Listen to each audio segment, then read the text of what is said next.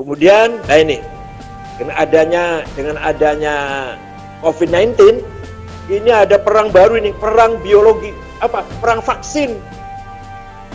Negara yang mampu memproduksi vaksin akan menjadi pemenang dalam perang ini.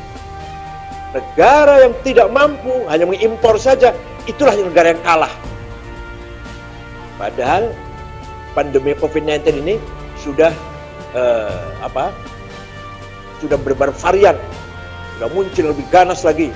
Karena Delta itu lebih ganas, lebih cepat menular, dan lebih ganas daripada COVID-19 yang semula. Ini membutuhkan vaksin yang canggih lagi, lebih canggih lagi, lebih canggih lagi. Kita belum mampu memberi vaksin yang tahap pertama, penyakitnya atau pandeminya sudah meningkat ke level yang ketiga. Ini akan ada terjadi perang vaksin. Amerika, Jerman, RRC, Tiongkok. Ini terjadi perang vaksin, kita ini hanya penonton. Misalnya cuma importir, itu pun entah uangnya dapat hutang atau dapat dari mana, kan? Kita akan dikte oleh negara yang memproduksi vaksin. Mudah-mudahan semuanya jangan berdoa. Kita mau berdoa. Mudah-mudahan tidak separah atau tidak sebahaya yang kita bayangkan.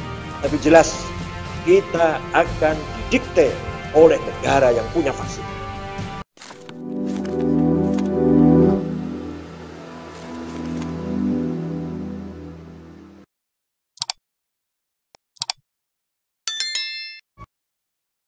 Warahmatullahi wabarakatuh. Bismillah. Alhamdulillah. Wassalatu wassalamu ala sayyidina wa maulana Muhammad Rasulillah wa ala alihi wa sahbihi wa man tabi'a sunnatahu wa jama'atah min yaumina hadha ila yaumil ba'thi wan nahdah. Hadratil muhtaramin, sadatul ulama wal masyayikh wal asatidh, ashab al ma'ahid, ashabatul kisufiyah, wabil khusus al-usratil ariqah, usratil marhum al-maghfurlah, bahwa hasbullah, wa ala muqaddimatihim Ibu Hajjah Nyai Mahfudhah, Ibu Nyai Hajjah Mahfudhah, Ibu Nyai Hajjah Munjidah yang kebetulan jadi Bupati Jombang, Yai Haji Dr. Hasib Wahab, salah satu ketua PBNU, Ibunya Hajjah Hizbiyah. Saya kira masih ada satu lagi ya, Ibunya Mu'tamaroh kalau nggak salah. Dan seluruh masyayikh Tambak Beras, a'azzahumullah bi'izzih akram bikaramih. Yang terhormat Bapak Presiden Republik Indonesia, Bapak Insinyur Haji Joko Widodo, azzahullah, Ibu Gubernur Jawa Timur, Ibunya Hajjah Khafifah Indar Parawangsa, calon presiden tahun 2024, insyaallah, Allah sahil, wayakti hajatih. Yang saya hormati juga kiai-kiai yang hadir dari Tambak Beras, Denanyar, Rejoso, dan Wabakil Ma'ahid di Jombang, ya Abdul Hakim, dan lain-lain. Adik saya, Yai Haji Mustafa Akil Siraj, Rais Syuriah PBNU, Gus Miftah, Mubalik terkenal, kondang, masyhur fil ard, insyaallah masyhur fis sama, Ketua PWNU Jawa Timur yang sangat energik, alim dan energik, Yai Haji Marzuki Mustamar. Sadati wa sayyidati, ashabi wa zumalai, abnai wa banati. Oh, maaf, para pejabat pemerintah yang hadir, baik dari Kabupaten Jombang, Provinsi, rombongan Ibu Gubernur, dari TNI Polri yang berbahagia. Bapak Ibu sekalian, hadirin hadirat yang saya hormati. Bimunasabati dzikra dzahabiyah li wafatil marhum wal maghfurlah Mbah Abdullah Hasbullah azzahullah wa hafidhahu wa aq'adahu fi maq'adi sidqin 'inda malikin muqtadir. Maka kita bersyukur kita masih bisa berkumpul walaupun ada sebagian hanya melalui daring atau virtual seperti saya ini, dan saya sangat bangga ketika mendengar bahwa virtual ini atau acara ini diikuti oleh sekian juta para pemirsa yang merupakan kebanggaan sendiri, merupakan kehormatan sendiri bagi Mbah Wahab. Mengapa Mbah Wahab, Mbah Hashim, Mbah Wahab, dan kiai yang lain ketika hidup dihormati, sudah wafat pun masih dihormati? Kenapa itu? Ketika hidup dihormati orang, sudah wafat pun masih dihormati orang. Karena Mbah Wahab khususnya ini, karena Mbah Wahab sadar bahwa hidup ini membawa amanat, dan amanat itu diimplementasikan, dijalankan dengan sebaik-baiknya. Maka lahirlah bagi Mbah Wahab sebuah visi misi yang diembannya, yang dipikulnya, sehingga semua gerakannya, perilakunya, sikapnya, semua demi kepentingan keberhasilan visi misi yang ideal, yaitu Islam Sunnah Jamaah Nahdlatul Ulama. Di samping visi misi pesantren dan seterusnya, di samping visi misi kebangsaan. Itulah yang bisa menjadikan orang itu berharga. Sadar bahwa hidup ini amanah, kemudian menjalankan amanah tersebut, itu berharga itu. Bagi orang yang tidak sadar bahwa hidup ini amanah, maka hidupnya abad, hidupnya sia-sia. Afahasibtum annama khalaqnakum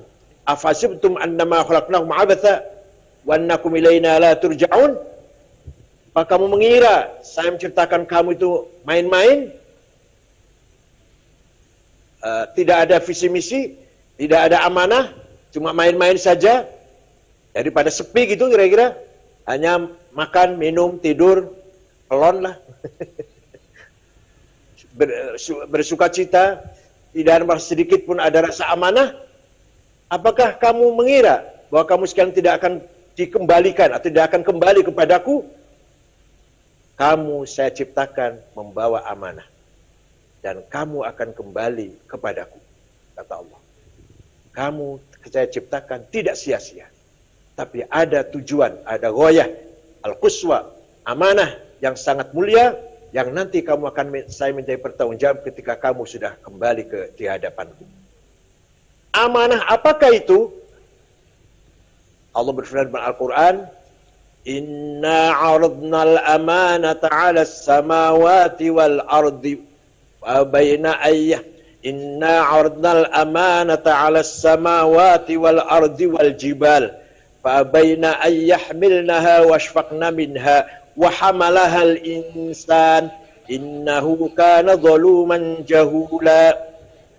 Saya tawarkan amanat kepada langit, bumi, dan gunung.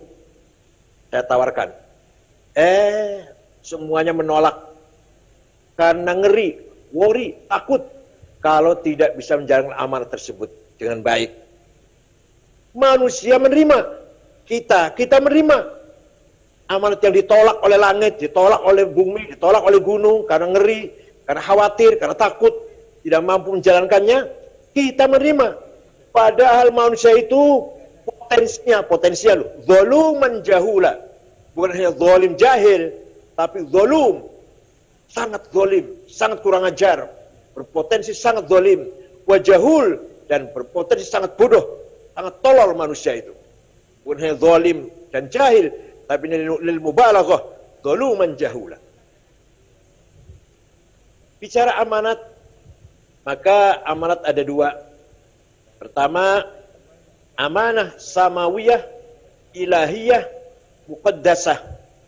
Amanat dari langit yang bersifat ilahiyah dan suci, sakral. Apa itu? Agama. Agama isinya dua, syariah atau akidah dan syariah. Akidah dan syariah merupakan amanah dari Allah kepada kita semua. Alhamdulillah kita warga Nahdliyin umumnya lah masalah akidah sudah selesai. Sifat 20 itulah akoid seket, akoid khamsin, sudah selesai itu. Syariah ya gimana kita orang santri beribadah sekuat tenaga semampu mungkin kita menjalankan syariat Islam. Artinya sudah mampu kita menjalankan amanah samawiyah, ilahiyah, diniyah. Ya selesai. Saya nggak akan bicara ini nanti panjang lebar. Biar Kiai Marzuki aja yang membahas ini di lain kesempatan. Nah yang kedua, amanah insaniyah, waqi'iyah, ardiyah, ijtihadiyah. Yang kedua, amanah yang bersifat manusiawi, tidak sakral, profan, dan bersifat realistis di dunia ini, dan bersifat ijtihadiyah, menuntut agar kita cerdas, menuntut kreativitas kita semua. Itu amanat yang kedua. Jadi kita ini diperintah oleh Allah agar menjadi manusia yang cerdas, manusia yang tanggap, manusia yang siap untuk menghadapi apapun. Itu amanat dari Allah itu. Nah, ada dua amanah insaniyah ini. Kalau di bidang scientific, culture, humanity, namanya bahasa Arabnya thaqafah. Maka orang yang sempurna dalam hal ini disebut mutsaqqaf. Bangsa negara yang maju di bidang scientific, culture, humanity disebut bangsa yang mutsaqqaf. Mutsaqqafin. Amanah yang kedua, hadarah. Ini yang mencakup welfare, ekonomi. Jadi bangsa yang maju ekonominya, bangsa yang maju materinya, disebut bangsa yang mutahaddir, atau manusia siapapun yang mapan, kaya raya lah, kaya, mapan, namanya mutahaddir. Kalau berilmu namanya mutsaqqaf. Nah, ini dua-duanya merupakan amanah dari Allah untuk kita semua. Maka dalam kesempatan ini saya nggak akan panjang lebar. Saya mengingatkan kita semua bahwa kita memasuki era 5.0. Bukan lagi 4.0. Sudah lewat itu 4.0. Sekarang sudah 5.0. Peradaban digital menjadi keniscayaan. Gaya hidup berubah dan ketergantungan terhadap teknologi memaksa kita harus bebenah diri, harus istihad, harus kreatif, harus cerdas, harus tanggap dengan segala perubahan. Mutsaqqaf, mari kita kejar. Kita masih ketinggalan jauh dalam hal ini. Alhamdulillah tadi saya saksikan peluncuran apa tadi? IC. Mudah-mudahan ini merupakan bukti buat Tambak Beras mengejar ketinggalan atau tidak mau ketinggalan, walaupun masih jauh dari yang kita harapkan kalau dibanding dengan kemajuan yang ada di luar negeri. Yang kedua yang kita prihatinkan adalah bagaimana karakter, kepribadian, jati diri dan kedaulatan bangsa menghadapi ancaman tantangan baru di saat negara-negara menjadi borderless tanpa batas dan keterbukaan komunikasi dan informasi memungkinkan manusia menjadi komunitas global. Kita ini nanti menjadi manusia yang komunitas global kita ini. Manusia global. Yaitu apa? Sehingga narasi radikalisme dan liberalisme mampu masuk secara intensif ke dalam setiap pribadi melalui berbagai platform. Karena kita hidup di era globalisasi, sangat mudah seseorang terpengaruh oleh radikalisme atau liberalisme atau sekularisme. Kita mudah sekali terpengaruh oleh radikalisme bahkan sampai terorisme atau liberalisme sampai ke sekularisme, bahkan sampai ateis barangkali. Ini dengan kecanggihan teknologi yang sangat luar biasa, tidak usah pergi dari rumah, nggak usah keluar dari kamar, bisa buka internet kemanapun, bisa apapun bisa dicari, manusia akan dicetak di situ kalau kita tidak hati-hati. Kepribadian jati diri akan hilang sebagai Muslim Ahlussunnah wal Jamaah atau sebagai warga bangsa Indonesia. Saat ini kita juga sedang menghadapi 5 perang. Yang kita hadapi sekarang 5 perang besar yang harus dimenangkan. Kita harus menang ini. Bukan perang fisik, tapi perang ini dapat merebut, menguasai, merubah cara berpikir masyarakat, sehingga pada akhirnya suatu bangsa akan tunduk dan tergantung pada bangsa lain. bukan perang fisik, tapi perang pengaruh. Ini namanya perang peradaban yang dicetuskan oleh Samuel Huntington tahun 80-an, tahun 87 persisnya. Bahwa nanti perang yang akan datang adalah perang peradaban, perang hadarah, class civilization. Itu lebih bahaya daripada perang fisik. Dan ini sudah terbukti di Timur Tengah. Sudah terjadi di Timur Tengah. Negara yang tercabik-cabik, masyarakat yang rusak, hancur, eksistensial kepribadiannya karena tidak mampu menghadapi perang peradaban, perang budaya. Sehingga faktor suku dan faktor agama itu menjadi faktor sebabnya perang saudara. Sudah 40 tahun di Timur Tengah perang saudara. Sudah 40 tahun sesama Islam, sesama Arab. Coba. Alhamdulillah Indonesia tidak seperti itu. Nah, perang tersebut adalah yang 5 tadi. 1, perang kebudayaan pop. Bangun tidur sampai tidur, orang dijejeli konten film, musik, game, animasi, dan lain-lain. Coba. Ya kalau kita orang tua barangkali sudah nggak kober lah ya, seperti saya sudah nggak bisa itu, nggak kober lah. Tapi yang muda-muda ini cucu kita seperti apa nanti? Dari pagi sampai pagi lagi, dari bangun tidur sampai tidur lagi. Yang dilihat adalah film, musik, game. Dari cucu saya yang kecil sudah itu pegangannya. Dilarang sudah nggak bisa lagi. Sulit untuk dilarang. Paling-paling diarahkan sedikit bisa. Yang kedua, perang digital. Semua negara memproduksi platform digital untuk menciptakan ketergantungan dan memotret perilaku dan algoritma bangsa lain agar selalu dalam kendali. Jadi negara besar ini bagaimana mengupayakan bisa menguasai segalanya, menguasai negara kecil, negara berkembang, segalanya, termasuk database. Jangan dikira ini masalah kecil. Ini data kita yang 270 juta sudah bocor. Sudah dikuasai oleh luar negeri. Ada sekian rakyat Indonesia yang sarjana sekian, yang awam sekian, petani sekian, pedagang sekian, yang profesi sekian, profesional sekian, yang masih pengangguran sekian, buta huruf sekian, yang kaya sekian, kelas menengah sekian, kelas bawah sekian. Sudah bocor semua data itu. Ini menjadikan kita nanti, ya mudah-mudahan tidak terjadi, kita akan tergantung pada negara lain yang menguasai database tersebut. Kita akan tergantung. Sudah kita nggak bisa lagi mandiri lagi. Ini namanya perang digital. Kemudian, nah ini, dengan adanya COVID-19, ini ada perang baru ini, perang biologi. Apa? Perang vaksin. Negara yang mampu memproduksi vaksin akan menjadi pemenang dalam perang ini. Negara yang tidak mampu, hanya mengimpor saja, itulah negara yang kalah. Padahal pandemi COVID-19 ini sudah sudah bervarian, sudah muncul lebih ganas lagi. Yang namanya Delta itu lebih ganas, lebih cepat menular, dan lebih ganas daripada COVID-19 yang semula. Ini membutuhkan vaksin yang canggih lagi, lebih canggih lagi, lebih canggih lagi. Kita belum mampu memberi vaksin yang tahap pertama, penyakitnya atau pandeminya sudah meningkat ke level yang ketiga.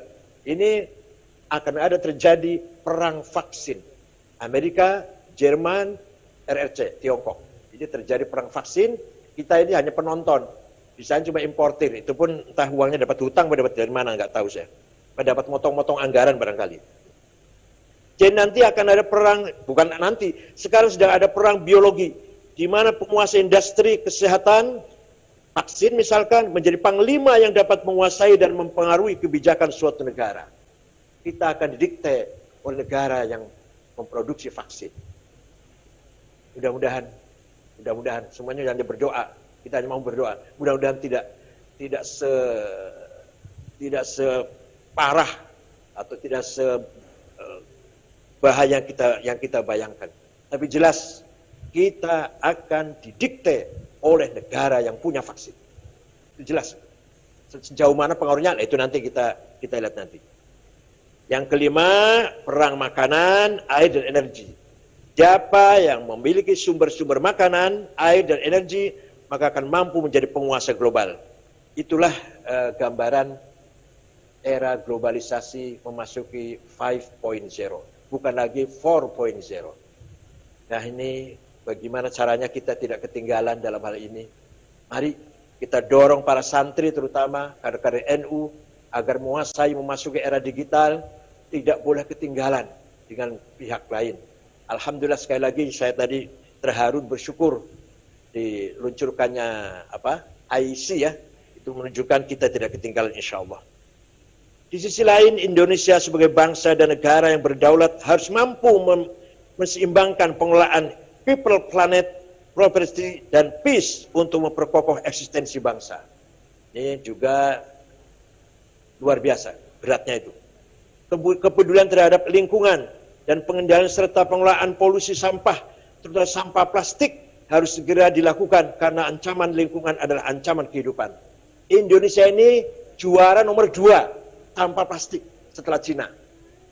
Jadi juara, tapi juara buang sampah plastik di laut Indonesia itu. Itu akan merusak ekosistem laut dan seterusnya. Dan ini akan merusak lingkungan dan yang kita hidup di lingkungan tersebut.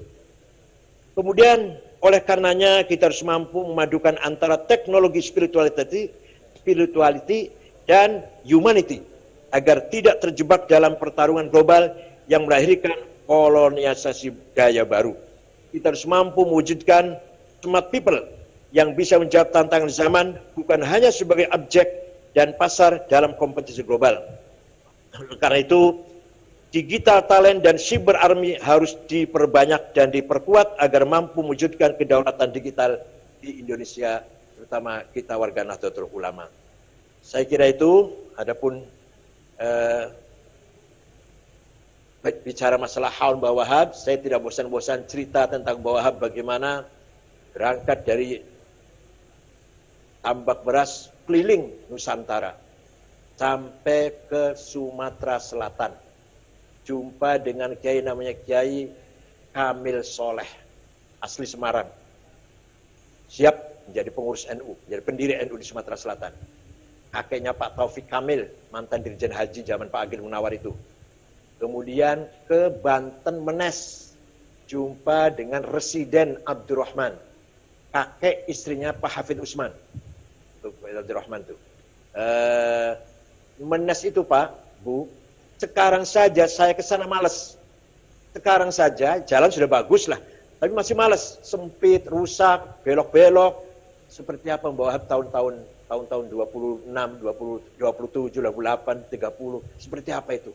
Ya gelap, entah pakai kendaraan apa itu, saya nggak tahu. Apa naik sapi apa itu, apa naik kerbau barangkali. Kemudian ke Betawi, Guru Marzuki di Cipinang Muara. Jumpa dengan Guru Marzuki, siap menjadi pengurus NU. Kemudian di Bogor, Pagentongan, di Abdul Hamid atau Ajengan Falak, ahli ilmu falak, Pagentongan. Sayang, pesantrennya sekarang kecil sekali atau hampir bubar lah. Pesantrennya sekarang hampir bubar, padahal dulu pesantren besar itu. Di kota Bogor, Pagentongan. Kemudian ke Majalengka, di Abdul Halim, bapaknya Pak Asep, yang punya pesantren Amanah di Mojokerto itu, Amanatul Ummah, itu bapaknya Abdul Halim namanya, dari Majalengka Limunding.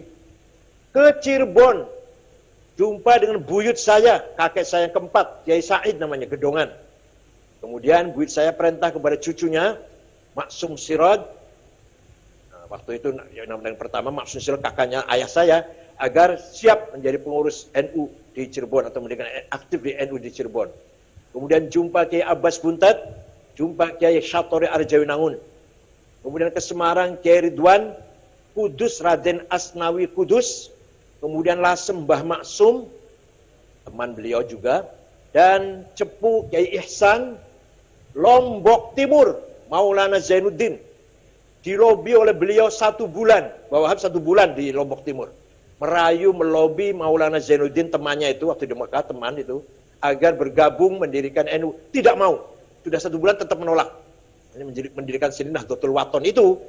Nah, Mbah Wahab mendapatkan kader NU di Lombok Tengah. Namanya Tuan Guru Faisal dan Guru Hasun. Itulah sekelumit cerita tentang bagaimana Mbah Wahab memperjuangkan Nahdlatul Ulama, dan tadi sudah disinggung oleh Kiai Hasib, semua itu adalah uang sendiri, ongkos sendiri, biaya sendiri, tanpa proposal. Waktu itu belum ada proposal ya, belum ada tradisi proposal. Ya Allah, Wahab, Masya Allah, seperti apa itu?